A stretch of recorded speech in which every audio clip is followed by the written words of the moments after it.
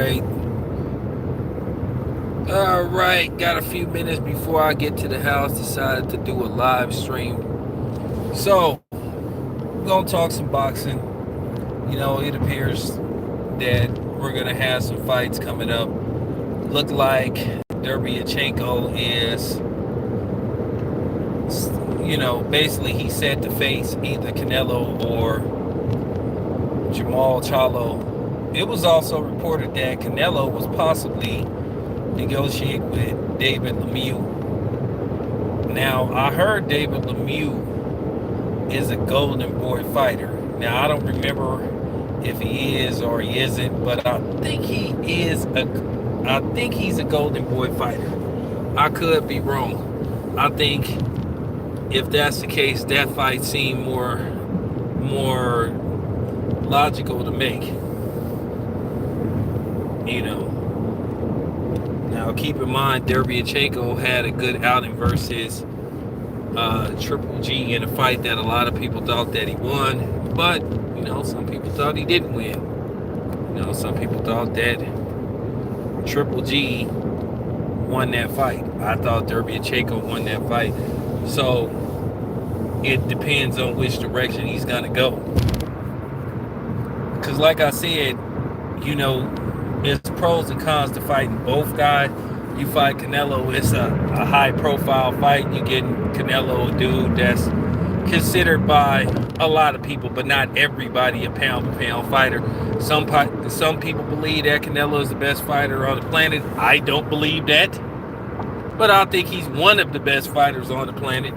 But one thing about fighting Canelo, yeah, it'll be a high profile fight, but it's a fight that you're destined to lose.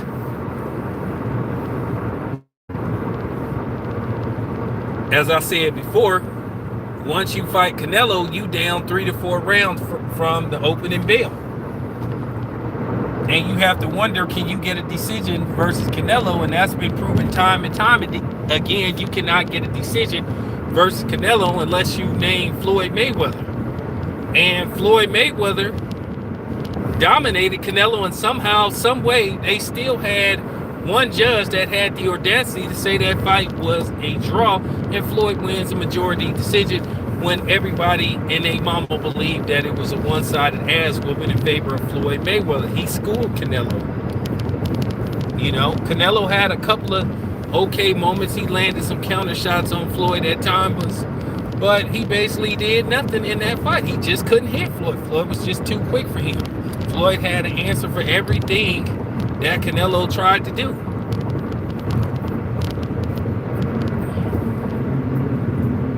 And somehow, some way, one judge had it a draw. So if you're Derbyachenko, if Floyd can't get a unanimous decision versus Canelo, unless you knock Canelo the fuck out or you drop him a couple of times, then you don't have no chance of winning. And everybody knows that. So at least with Charlo, you might have a chance, depending on if you do some things against Charlo. But that's going to be tough. One thing about Charlo is a relentless fighter. He comes, he keeps coming, he keeps coming. And he is not afraid to mix it up with you. That's one thing that Charlo likes to do.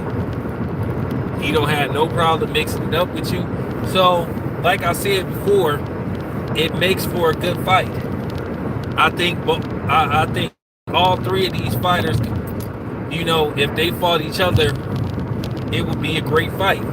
If Derbyachenko fought Charlo, it would be a great fight. If Charlo fought Canelo, it would be a great fight. If Canelo fought Charlo, it would be a great fight. So, I mean, the thing is, can we get these fights? Because one, the powers that be, or whoever the powers that be, have not been letting these fights happen.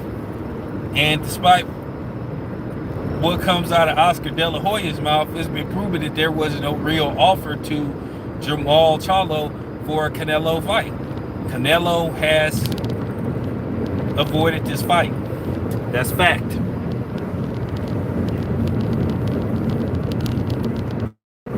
But I'm looking at what Derevyanchenko does for Canelo. I think it does more for Charlo than it does Canelo, because Canelo has fought these dudes before. It would be a good measure stick to see where Charlo is fighting and beating somebody like Derevyanchenko, because if he could like blow him out, like stop him, it makes a fight with Canelo more intriguing. Or Triple G, but we already know Triple G don't want to fight Charlo. He's been ducking Charlo basically since Charlo came up to 168. You know,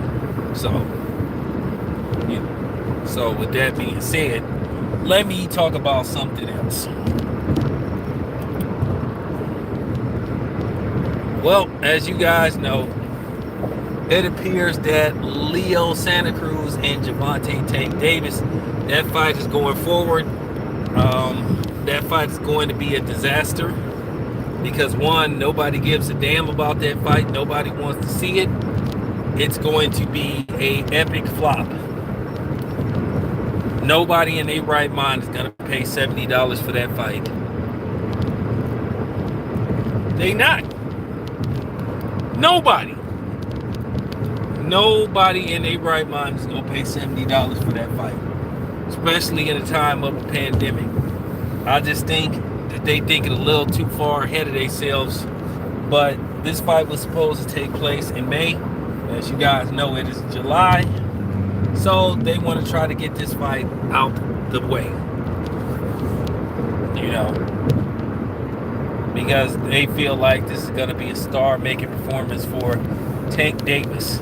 Because it's really about, like, catapulting him to superstar status.